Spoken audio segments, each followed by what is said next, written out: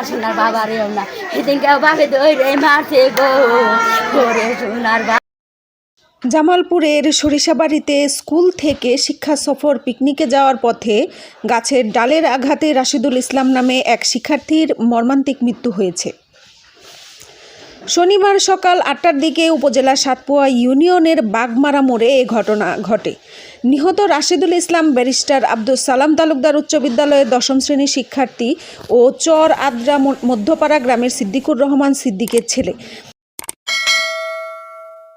স্থানীয় ও পরিবার সূত্রে জানা যায়, শনিবার সকালে ব্যারিস্টার আব্দুল সালাম তালুকদার উচ্চ বিদ্যালয় থেকে গাজীপুর সাফারি পার্কের উদ্দেশ্যে বার্ষিক শিক্ষা সফর ও বনভোজনে বের হয় শিক্ষক ও শিক্ষার্থীরা। এ সময় বিনিময় সোনিয়ার দুটি বাস ভাড়া করে প্রতিষ্ঠান থেকে রওনা হলে পথিমধ্যে সোনাকান্দর বাগমারা মোড় পর্যন্ত গেলে রাশিদুল চলন্ত বাসের জানালা দিয়ে মাথা বের করে। হঠাৎ রাস্তার পাশে থাকা কাঁঠাল গাছের ডালের সাথে মাথায় আঘাত পেয়ে গুরুতর আহত হয় রাশিদুল। আহত অবস্থায় তাকে উপজেলা স্বাস্থ্য কমপ্লেক্স হাসপাতালে নিয়ে গেলে কর্তব্যরত চিকিৎসক মৃত ঘোষণা করেন। এ বিষয়ে সরিষাবাড়ি থানার ভারপ্রাপ্ত কর্মকর্তা ওসি মোহাম্মদ চাঁদ মিয়া বলেন, দুর্ঘটনার সংবাদ পেয়ে পুলিশ ঘটনাস্থল পরিদর্শন করেছেন।